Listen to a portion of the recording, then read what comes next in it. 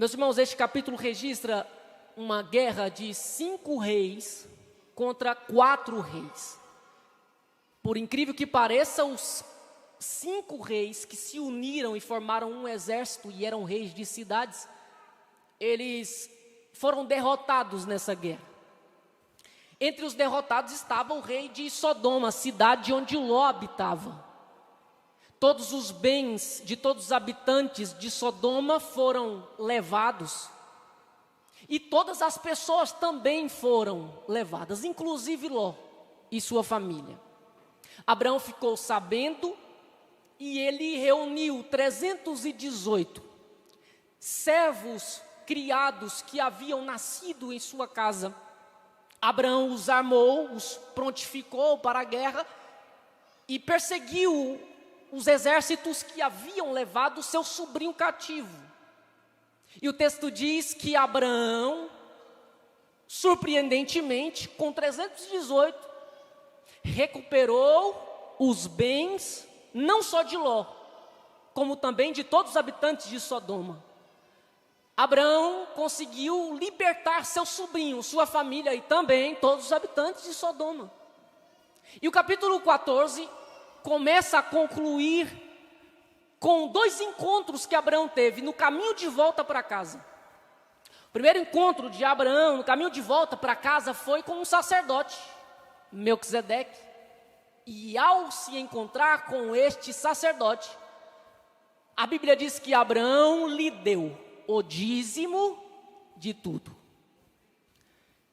Eu olho para esse texto agora de um modo maravilhado, porque eu percebo que mais motivos do que Abraão para dizimar tinha Ló.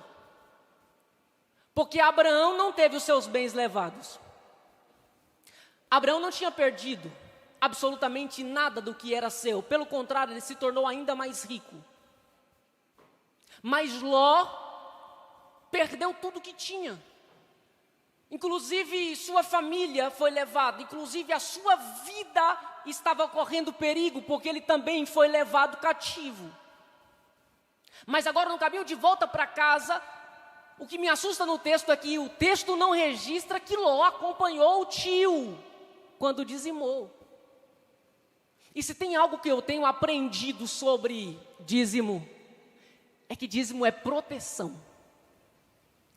O dízimo é 10% de nossa renda que é devolvido a Deus.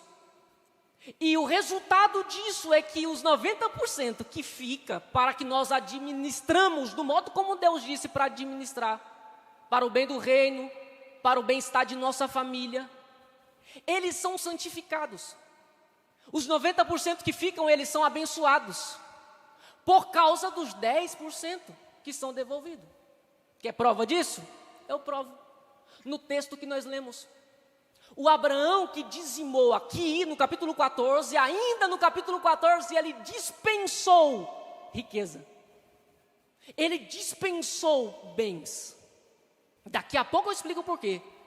Mas o Ló que não acompanhou o tio, no capítulo 19, 2 anjos foram enviados por Deus até sua cidade, onde ele exercia um cargo de importância, de influência e de liderança, porque o texto diz que quando os anjos chegaram lá, Ló estava sentado à porta da cidade, e quem se assentava à porta, a entrada de cidade, eram os juízes, as pessoas que julgavam as causas dos outros.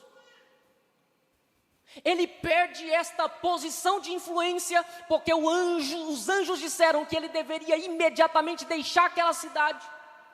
Ele não se apressou e o resultado disso foi que ele perdeu tudo que tinha.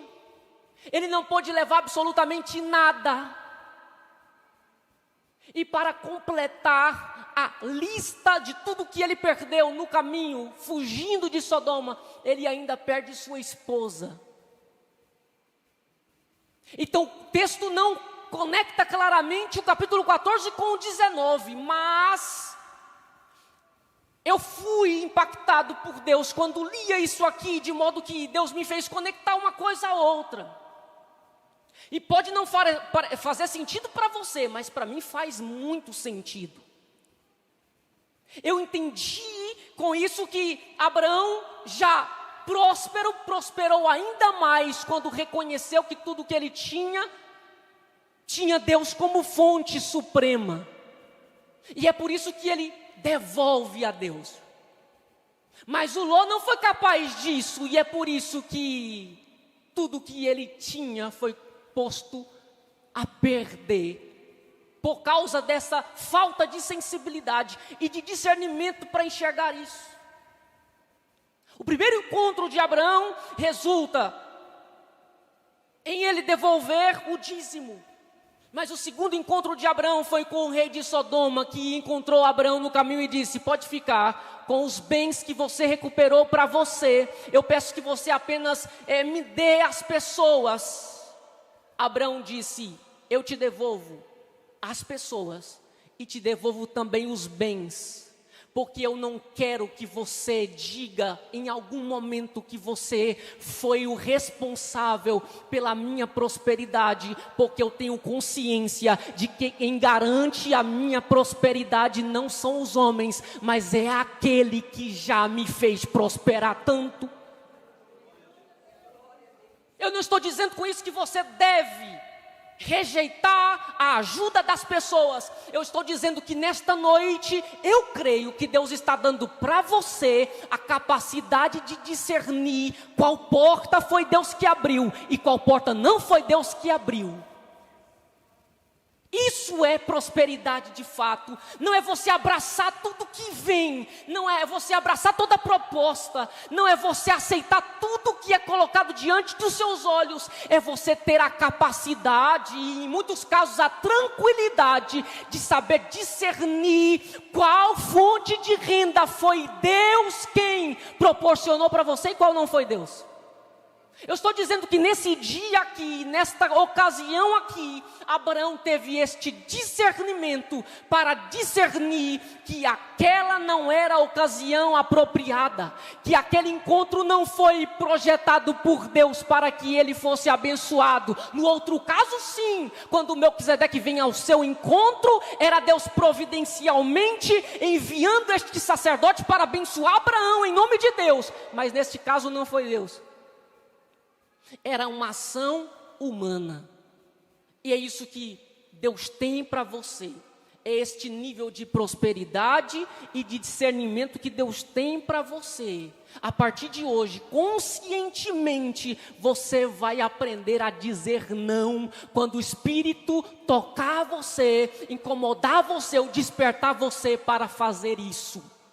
Porque o seu enriquecimento e a sua prosperidade não depende da ajuda humana. Se Deus quiser, Ele move o coração dos homens a seu favor. Mas Deus não depende dos homens para te fazer prosperar.